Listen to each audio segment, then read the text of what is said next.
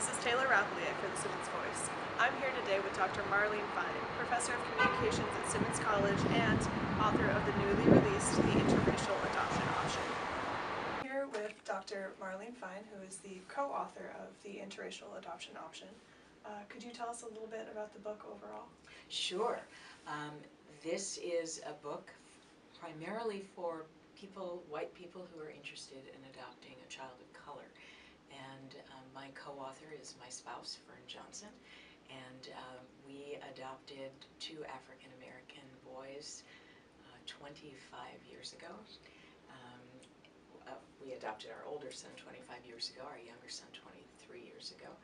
And when we did the adoption, we felt as if we didn't have much guidance for what we were doing, and decided that we'd like to write a book about our experiences, share it with others, so that they might have a better foundation, a better understanding of the decision that they're making. Okay. So how do your sons feel about the book? I always get asked that question. It's really interesting. They're, I think, extraordinarily proud that we've written it. And we tried to be really sensitive. This book is not a memoir, so it's not just the story of the adoption. It's really a book that provides, I don't want to say advice, because we don't like to say that we're telling people what to do, but rather giving them some things to think about as they make decisions. But it does have lots of stories about our family, obviously. And we were very worried about that. In some cases, we would change the story so that it wasn't really just about one of the children.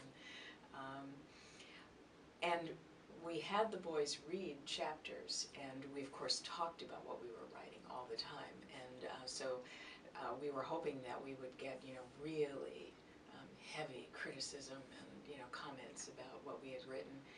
But their reactions to everything was, oh, that's good, that's fine.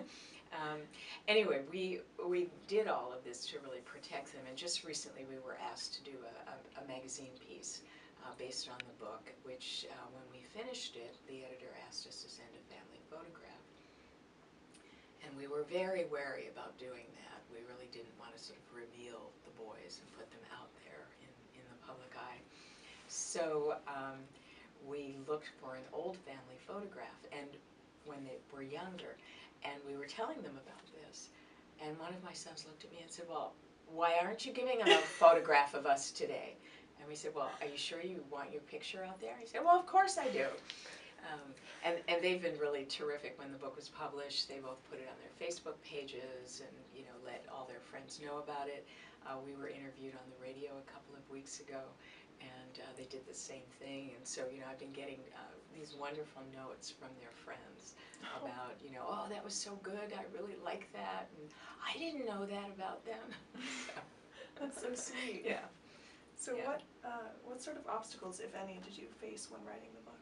Oh, do you mean when writing the book, or just things that we talk about as, issues that white parents need to be concerned about? The latter. The latter part.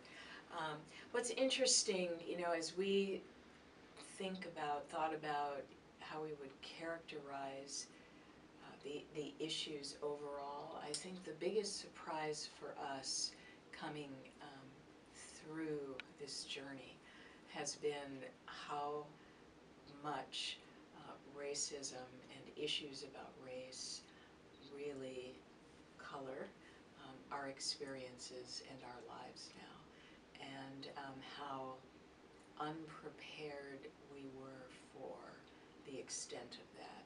And I say that because both Fern and I have our academic expertise in issues of race and gender, and so I think we came into this process thinking we knew a lot. We also, through Fern's family, have a lot of experience with interracial families. So one of Fern's siblings, her sister, is married to a Hawaiian man of Chinese Polynesian descent, and her brother is married to a woman who is Korean. And so they both have interracial families. That's pretty much, something that we were very used to in our personal experience with her family. and then we both write about these issues all the time. So one of the things early on in the book that we talk about is the whole concept of white privilege. And, you know, white privilege is something as a concept that I've taught for many, many years, and I often give students an essay to read about white privilege, and so I sort of thought, well, you know, I understand white privilege, and I've talked with lots of my students of color, and, you know, I know what kinds of experiences they go through. And then very, very early on, we had a number of experiences where our privilege, or in some instances, our lack of privilege, just sort of smacked us right in the face. And we said, oh, now we sort of know what it really means. So just to give you one brief example, when our older son was a baby and all the work was done in terms of the adoption, I was then able to file for a Social Security number for him. So I filed for the Social Security number, and I went down to the Social Security office, and, you know, I'm sitting there, and I was on maternity leave at the time, and so, yeah, I'm dressed in jeans very casually, and I have this little black infant. He was, you know, under a year at that point, and I'm waiting for my name to be called, and my name is called, and I walk up to the desk about to say, you know, I'm here to pick up my son's Social Security card, and the woman just looked at me and said, so you want your welfare check? Oh, no. And I just stood there, you know, with my mouth open, like, why would you assume that? And then, of course, well, because I'm a white woman carrying a black child. And, you know, it was just such a stunning moment for me, and such a reminder of the way in which race and social class are conflated in our society, and the assumptions that people make about that. One of the other things that used to happen to us all the time when the boys were little, people would come up to us, both black and white, would come up and say to us, you're such wonderful people. And because the assumption was that the boys were adopted, which of course was a faulty assumption on people's parts. They could have been our birth children. But most people just automatically assumed the boys were adopted, and they would tell us how wonderful we were. And, you know, we'd think, well, how do you know that? I mean, you don't know anything about us. And then we would look at each other and say, well, is that a comment someone would make if there were a black woman with a white baby? And of course the assumption would be she was the nanny taking care of the children, not that she was the parent. And again, this reminder of the different ways that, you know, whites and blacks are evaluated and thought about within the society.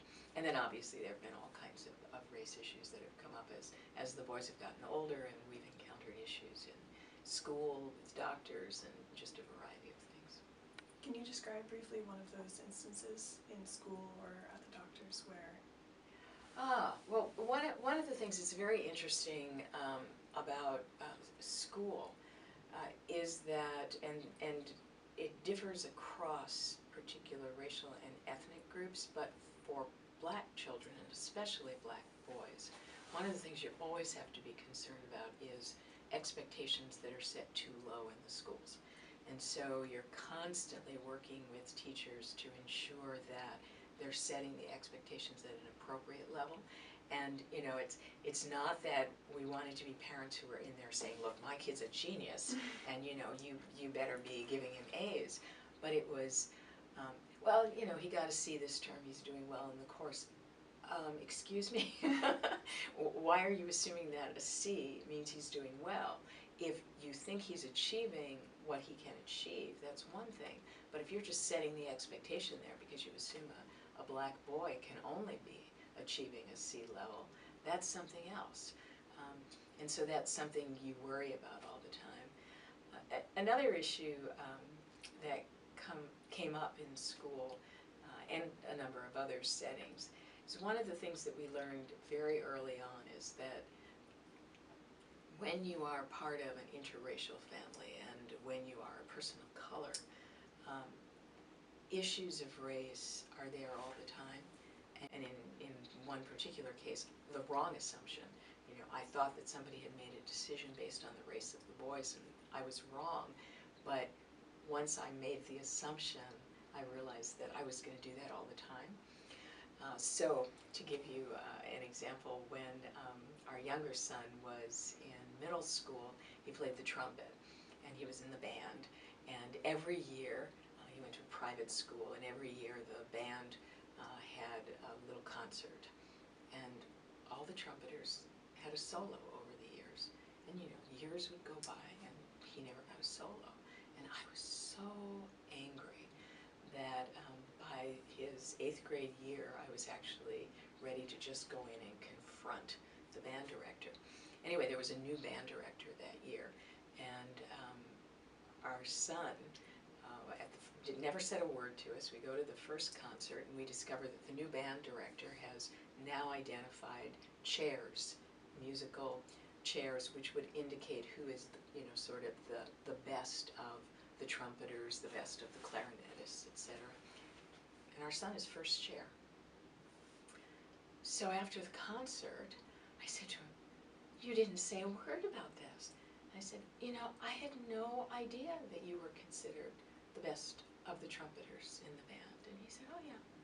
And I said, "Well, why haven't you been asked to do a solo?" And he said, "I'm asked every year to do a solo. I don't want to do it." I was like, oh, I had that one wrong. On the other hand, the same child when he was in high school was in a concert band, the senior band in his high school, and they were invited to go on a concert tour in Japan. And the students who went on this tour had the option of choosing to stay in a home with a Japanese family for part of the stay, or to be in a youth hostel. And our son put in a request for a stay with a family, and he was the only member of the band who didn't get one. And it was very obvious to us, because they sent pictures of the students to the families. It was very obvious to us that a Japanese family didn't accept a black child. And when we went in and confronted the band director about this, I mean, he was just unwilling to deal with it. Right. And you know, we pushed and pushed on it. And eventually what happened is that his best friend, who was also going on the trip, pulled out of his home study with his parents' support to support our son, and to make it very clear that it was an unacceptable decision on the part of the band director to allow, you know, this to happen. So you know, many examples of, you know, the ways in which, you know, race has come into play. Yeah, you have to read the book to find out more. Right. So what do you want people to take away from the book as they read it? Oh, so many things. So if you are thinking of adopting a child and want to adopt a child of color, that this has been incredible, wonderful, joyous journey, and we have learned so much, and our lives have been enriched so much. So that's sort of one piece of this. Although we do want people to go into this knowing that you should only do it if you really feel that, you know, you can do it, you can handle it, that you're ready to deal with a wide variety of issues that are going to come up for you, including how your own family and how your friends, you know, deal with your decision. We want people to also come away with a sense of issues that they really need to be willing to learn about, and to constantly be vigilant about. And that, you know, this is not something where you say, I'm going to adopt a child of color, and then that child is simply going to become part of my white world. That there are many things you now have to do as you redefine yourself as part of an interracial family, and what that means. There's a wonderful term that a sociologist, anthropologist uses about adoptive parents of children of other And in this case, it's mostly about other cultures from overseas. But in her research, she found that the parents often will introduce their children to the cultural artifacts of their native culture. So you adopt a child from Colombia, and you'll make a trip to Colombia once a year, and you'll buy little things from Colombia that you have at home. And she said, so much of that is about cultural tourism. We're going to be tourists visiting the natives, not about really incorporating the child's native culture into your family so that it becomes part of the family traditions rather than something you're observing from afar that you're not a part of. And I think that's, that's really important, and I think we try very hard to talk about realistic ways that you can make efforts that seem truly genuine, and organic to your family to incorporate your child's culture into what is now your family culture. Do you think that creating families across race will become easier in the future as perceptions and attitudes change? Yes, I mean, I think that's already happening. So, one of the biggest developments and the largest growth in the U.S. population has been biracial people, and that is a result of a lot more interracial marriage that's going on, in the U.S. now. And so as that category grows, and people simply get more used to seeing interracial families, I think we'll find an increase in interracial adoption also. Yeah. Is there anything else you'd like to tell our viewers about the book?